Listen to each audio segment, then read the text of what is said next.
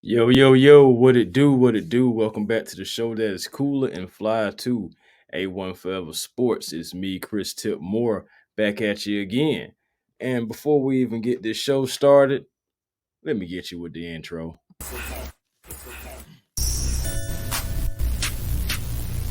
A1. A1. Yeah, truly. Cooler and I'm flyer too. Jam. Cooler and I'm flyer too.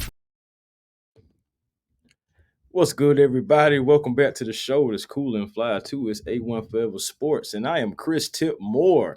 Why settle for less when you can have more with the vision? And please be generational because it's always time to be.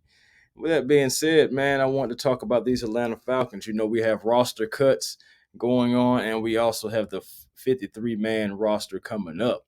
And today, I want to talk about a few of these roster cuts. And of course, mainly, I want to get to my 53-man prediction and why I am picking these particular players. All right. So you already know that the Falcons had started with some early cuts. Bless Austin, a guy who I really felt like was going to have a hard time making this squad, especially if you're not coming out just strictly dominating on the practice field and dominating on the regular field.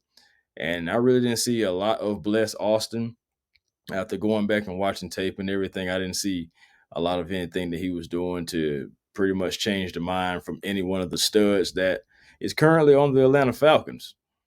So that was one thing. Mr. Delonte Scott, that's another one that I wasn't really surprised about.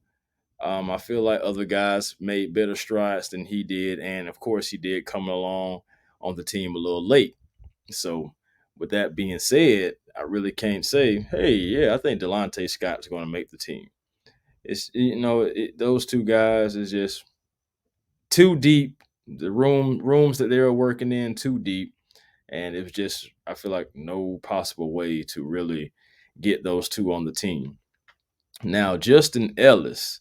I will speak about Justin Ellis because I was thinking Justin Ellis may have a chance to make the team, but apparently, guys like Timmy Horn and Albert Higgins, I feel like they, was able to pretty much beat out Ellis, a guy who I thought possibly could be, a good gap stopper and somebody who can definitely, get after the quarterback, and that's something that we all need. But apparently, the Falcons feel like they have enough, and they released Justin Ellis. We'll see if he's practice squadish. We'll see what happens with that. But moving on to the big fish, who pretty much headlined roster cuts, is Mr. Jalen Mayfield. Mr. Jalen Mayfield. And the thing about Mayfield, yes, we did draft him back in 2021, and he made 16 starts at left guard after drafting him 16 overall. And with Mayfield, I know he had a COVID year. He also didn't have a lot of playing time, a lot of snaps and everything, dealing with the pandemic. And he came right out of college pretty much with little film, and the Falcons took him. The Falcons took him, and because he had a high ceiling. Now, unfortunately, that's one thing that we had to do because if you guys remember, James Carpenter was released because of the salary cap. If you guys remember James Carpenter, and he was released, and then here comes Mayfield. Then injuries happened. Mayfield had to get thrown into the fire, and honestly, he just could never get his feet in here in Atlanta. He never could make it stick. And Mayfield definitely had a 48.7 overall offensive grade, but a 27.6 pass protection grade. There were 11 sacks that were all contributed to Mayfield. So that being said, and also, just seeing the body of work and especially seeing him this year in preseason, and people were just running all over Mayfield. And this has been a decision that was building up. This wasn't an overnight decision with Jalen Mayfield. And with Arthur Smith loving to be in the trenches like how he is and like how he was as a player, hey, let's just be honest. Pride is what kept Mayfield around so long because he's been bad for some time. And I don't wish anything bad for the guy. I actually hope he continues his career because he deserves to. And I also believe that he will get another job. I do. It's just he didn't get his footing in Atlanta. He was unable to produce for this team. And that's okay. That is okay. Things don't work out. We've had plenty of players that didn't work out for the Atlanta Falcons. Okay. So that's just another one, man. And players don't work out. Every team has players that don't work out who they want it to work out. It just doesn't happen sometimes. And that is okay. Yes, sir. That is absolutely okay. So yeah, man. If you're just tuning in, I am currently talking about the recent roster cuts. Like I said again, Mr. Jalen Mayfield highlighted that, and four guys were already out the door before pretty much tomorrow even hits. But I definitely want to get into tomorrow. Let's get right into it because I don't like wasting time. I don't like having to talk all day. You guys have things to do, and I like to get to my points. So my 53 man prediction, and this is gonna be some beautiful stuff right here, man. It's gonna be some beautiful stuff. I enjoyed making this list about my Falcons and the guys who I feel like is going to be on the starting lineup. So without further ado, let me go ahead and get into my 53 man prediction, starting with the offense. Let's get it. All right. All right. Yes, sir. 53 man prediction. We get some things out you guys' face real quick, and we'll get right into it. All right. Now for the offense, you already know. Desmond Ritter, the starter. That's easy. Taylor Heineke, that's easy. Logan Woodside may not be so easy. And this is just me feeling like Logan Woodside did enough. I feel like Logan Woodside did enough to make the team. And honestly, if it was a battle between Heineke, like take the money out of it. Take the money out of it. If it was just a battle on who could be the number two quarterback between Heineke and Woodside, as much as I love homegrown players, guys who are from Georgia like myself, I would have to go Logan Woodside. I would have to go Logan Woodside on this one because I feel like the offense just runs better and flows better through Woodside. Yeah, him and Artie Smith definitely had some history back in the past. So, it's not their first time, their first rodeo together. But still, man, it seems like the team just reacts better to Woodside.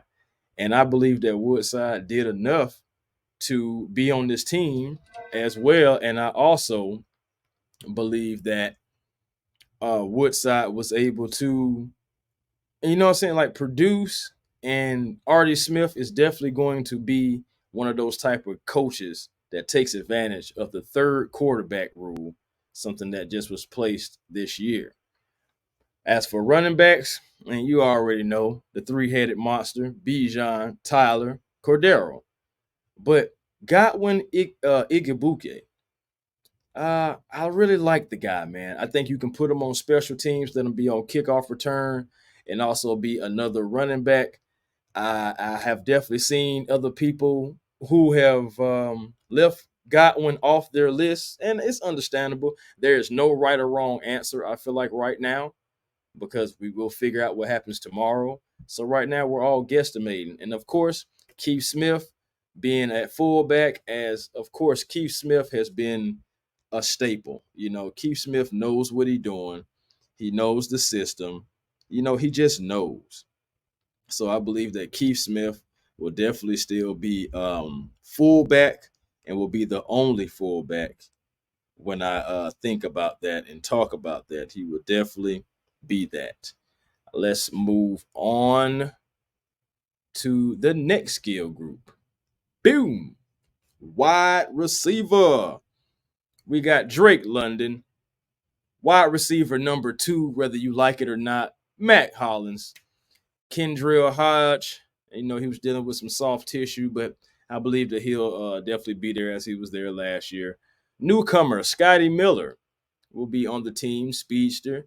I believe that JJ Sega Whiteside will be able to make the squad. And that is maybe surprising to some people, but I believe that he will be able to do such. And and my last receiver, who will be the receiver number 6, is Zay Malone. Now, I know people like Josh Ali, and who is a versatile player and who can help on special teams. It's true. But I really like how Zay Malone worked through summer.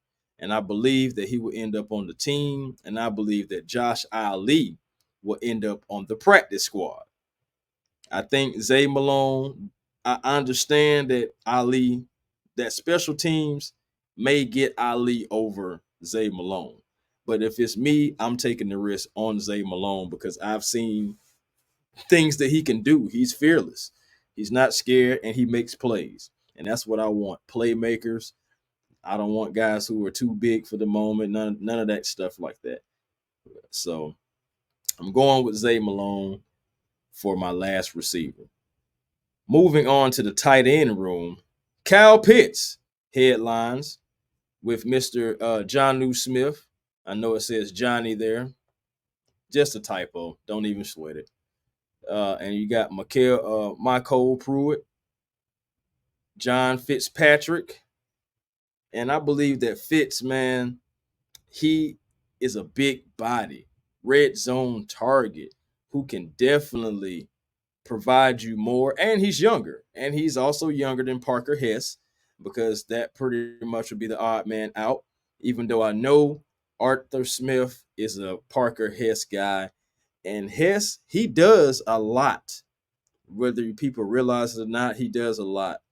But Fitzpatrick is definitely younger, has a greater upside, and he's a big body target, man. A guy who I really enjoy watching, man. And I believe that Pitts, Smith, and Pruitt are going to be definitely ahead of Fitzpatrick, but you will see Fitzpatrick. You definitely will see Fitzpatrick. Okay, we're going to move on to this offensive line. Okay, let's see what we got going. Offensive line. We got Jake Matthews, Matthew Bergeron, Drew Dahlman, Chris Lindstrom, Caleb McGarry, Kyle Hinton, Ryan Nuzil, Jonathan Harrison. And you know what? As I think about it, I'm gonna go ahead and put Josh Miles in here. I'm adding in Josh Miles to be, and I'm gonna take somebody else off here. You guys won't see it, but I'm taking them off. Yeah, I'm gonna go ahead and go Josh Miles just because we need offensive line help. And to be honest with you, we still need a swing tackle. So I believe we're going swing tackle shopping. It's guys that's been released. Kobe Gesick has been released by the Browns. The Lions released Jermaine Irfetti. So, former Falcons, guys that possibly could come in and be signed. We'll see what happens after Tuesday, but I would not be surprised if I seen Gesick or if I seen Ifedi back in Atlanta because we do need some offensive line help, especially getting rid of a few offensive linemen and getting rid of a guy who's been in your system since 2021 in Jalen Mayfield. So with all those going on, you know, we need some depth. That's one of our positions that we have to hit a home run on. We have to just because we like to run the ball so much, you know, just because. All right, let's keep it moving, guys. Defense. Defense. Grady Jarrett, David Amanyata, Calais Campbell, TQ Graham, Timmy Horn, Zach Harrison, Albert Huggins. I believe that Timmy Horn just did enough to beat out Joe Glaciano. And same thing with Albert Huggins. I enjoyed watching Huggins Big 94. He was able to do some things. I believe he can be able to disrupt. And you already know Zach Harrison is just a freak of nature. That's just old freak of nature out there, man. And he's definitely going to be able to disrupt the offense, I believe, when you got guys like Grady, David, Calais, you know what I'm saying, and TQ in front of him. And it's going to be a good thing, man. That young guy is going to learn a lot from these guys, and I believe that he's going to be able to make plays. So yeah, that will be leaving Mr. Gastiano out. I almost put him in. I really did. I was right there on the verge, but it's other guys who just showed up for me, then I just couldn't do it. All right, we're moving along now. We're moving along. We're moving along. Now remember, just going back real quick, I did add Josh Miles to this list. His name is not there, but I added his name to the offensive line, and I took off somebody else. Now let's go back. Let's move on. Outside linebackers, inside linebackers. Arnold Abracady, Bud Dupree, Lorenzo Carter. And why these three? Shoot, man, they the main guys. Abracady, he's a second round pick. Of course, I want to see him in there. Of course. Bud Dupree, yeah, I want to see what Bud can do as he's being a veteran. And Lorenzo Carter, Georgia boy, man, you know, he just going to go out there and do Lorenzo Carter type things. So you got these guys, and I believe that D'Angelo Malone may be practice squad, man. We may have to practice squad D'Angelo Malone just because, man, it's some competition out here. And I ain't saying that, you know, saying like just cut the guy like that, but definitely just send him to the practice squad. And I believe that if one of these three on the outside linebacker are injured or not producing, whatever, here comes D'Angelo Malone. You know, I really feel like Bud Dupree, the signing of him, kind of hurt D'Angelo Malone as far as like playing time because of course you're gonna play Bud, especially for what you're paying him.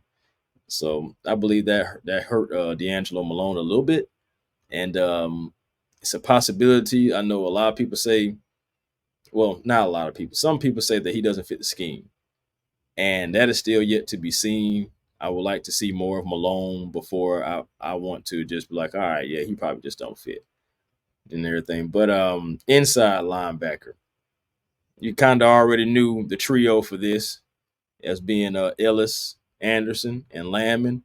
But I believe that Tay Davis did enough in preseason to really come on and be a part of the core four. You know, unfortunately, a guy who I like, but just going up against some terrible odds was Mike Jones Jr. I enjoyed seeing Mike Jones, but Tay Davis, he's active, man. He was an active guy and on special teams as well. Pretty solid tackler from what you could see in the games. And it was a beautiful thing, man. I enjoyed seeing the guy work and the guy compete. And I was a little hard on him in the Dolphin game. I was because I feel like he was missing some plays. But overall, he did have a good preseason. And I feel like he's going to earn his way on the team. Now we're going to continue right on. We're going to continue right on. We're almost there. Cornerbacks. We got AJ Terrell, Jeff Okuda, Trey Flowers, Mike Hughes, who has the soft tissue injury, and also D. Alford. He was going to make the team. And my man Clark Phillips III, the diamond in the rough, the steel that the Falcons was able to find. And just came out and just balled, man. He's come out and balled. He's a good tackler. I believe that he will definitely make the team when and guys maybe like Breon Borders, maybe you practice squad him. I know you have to deal with the suspension with him. And with these cornerbacks, it's going to be tough. But guys like Cornell Armstrong, Darren Hall, I believe Nathone Brooks, I believe you lose all those guys because Hughes, you paid him. Flowers, you paid him. Okuda, you paid him, or you brought him, or should I say you traded for Okuda. You traded for Okuda. AJ Terrell is due for money soon. D. Alford pretty much been balling, and Clark's been balling. Please tell me anybody who can overtake any of these spots. All right. And that's what I'm saying. So that's just another tough cut, man, as far as like those guys. And I actually like Cornell and Breon. But Darren Hall, I knew he was on the hot seat from the get-go. Almost there, y'all. We at the safety spot. Safety, you already know. Jesse and Richie. But DeMarco Helms is definitely going to make the team. No practice squad. We're talking about straight 53. Straight 5-3. And Jalen Hawkins, I believe you're going to make the team. It's some people that got Jalen Hawkins cut, written off, whatever, whatever. But I think that he's going to make the team. I really do. I still think they're going to keep him at least for one more year. But this may be Jalen's last opportunity, though. Seriously, with the tough, it's going to be tough, man. But because Hillams is coming, and Hillams want that job. But Hawkins, he's going to have to figure something out because one of the best athletes on the team, but he just hasn't put it all together yet. Lastly, I'm just going Young Wei Koo and Bradley Pinion, which means I took our long snapper off, Liam McCullum. That is his name. That was pretty much our long snap. And I took him off because that's one way how I was able to get that's one way. Oh no, that's one way how I was able to get Mr. Logan Woodside on this team, and maybe Woodside can learn how to play. Can play placeholder, and for Young Way Cool because that's going to be another way for him to stay on the team, even though he's a quarterback. So yeah, I took off Liam McCullum. It's nothing personal with him. It's just shoot. For one thing, I like Godwin. Another thing, I like Logan, and then Josh Miles is cool too. So yeah, man, that's my 53 man roster right there. Let's take this off there. Thank you guys so much for checking out my 53 man roster prediction and roster cuts. It's been A1 Forever Sports. Chris Tip Moore. Be generational because it's always time to be, and do not settle for less when you can have more with a vision. You dig? So y'all be cool like y'all be cool, man. And I know y'all gonna be watching out just like me tomorrow for these roster cuts and look for reaction videos. I'll be somewhere. You can definitely believe that. We'll be on a video or a live somewhere talking about this, talking about our Atlanta Falcons. Absolutely love them. Rise up, regardless, through the good times and the bad. And let's get ready for good times. Let's keep that aura together. Let's keep that good energy. All right. Now, peace and blessings to you guys. And until next time, I will holler.